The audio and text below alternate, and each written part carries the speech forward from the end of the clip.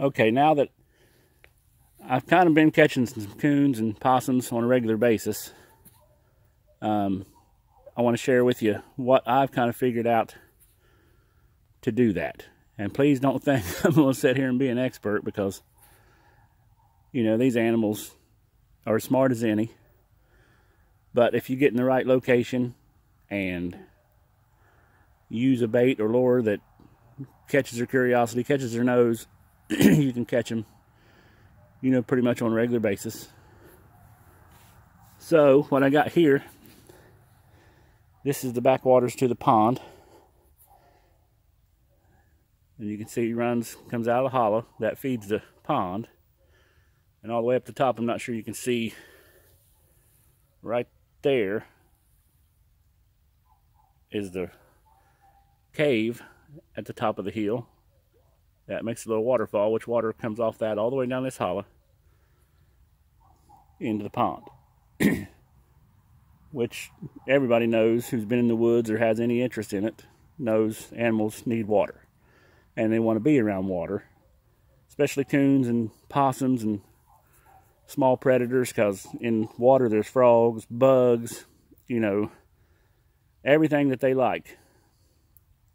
And probably for them, the most easy to catch and most available food. So they're going to be around water. So that's the location part of it. You can see it feeds right into the pond down there, but you can see also, instead of coming around going into the pond, there's a little trail comes up this bank right here. That's well used. Of course, there's deer tracks in it, but there's coons, possums, squirrels. It's just a way to get up around the pond and get out into the fields or wherever they want to go from there. So you got your location. Now you need to catch their curiosity. So right at the end of this trail where it comes out into the field, I have a dog-proof trap. And these are the best things in the world. Especially close to houses. I'm not far from houses and stuff here. But like for dogs, and, you know, I've had cats in them, but not, a cat really can't really get, a big cat can't really get their foot down in there. Sometimes they will, sometimes they don't. I've caught a couple cats, but, you know, turn them loose, they're fine. There's nothing really you can do about it. If you're going to trap, it happens. So, one thing I've learned is smell. You have to have something to catch their nose. If they just come by here and you got a little bit of bait down in the trap, which I got from yesterday, there's a little left in there. I don't know what squirrel or something got some of it out of there. But if there's just a, you know, grain or two of corn down in the trap, that doesn't mean they're going to stop here and stick their foot down in there and try to get it, because they may just walk past it onto something else. So something I've come up with is I was going through the garage thinking about, you know, what to do, and I got into my fishing stuff, and I found these little chicken liver scented, like dough balls or whatever you want to call them, for fishing. And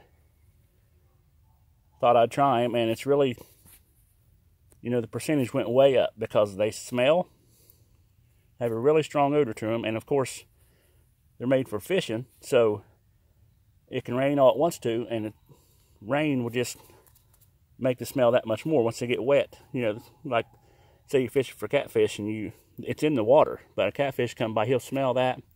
It like just keeps spreading with the water, so water's not a problem.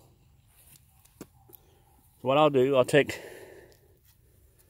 one of those and just throw it in your trap. And you need to take your stick and get that below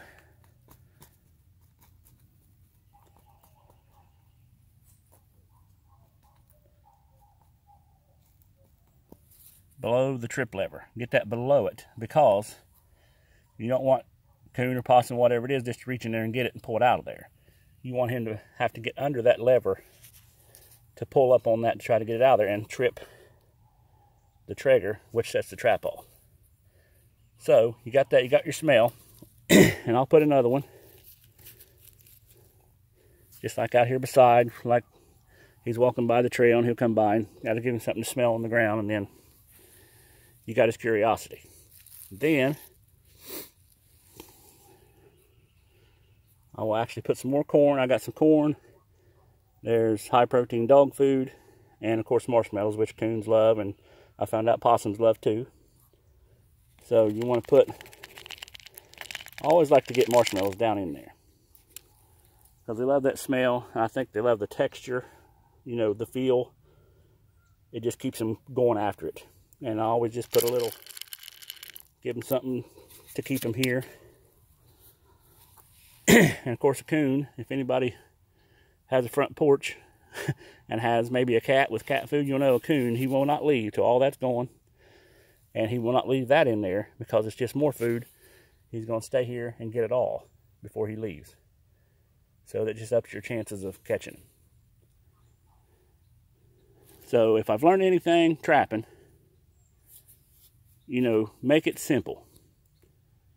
Because when I first started, I put so much thought into it. And of course I had guys teach me and their ways, and I thought this, thought that. Well, I finally just took all those things they had told me, put them together, and it came out just do the simple things, get the right location, catch your curiosity, and you'll catch fur.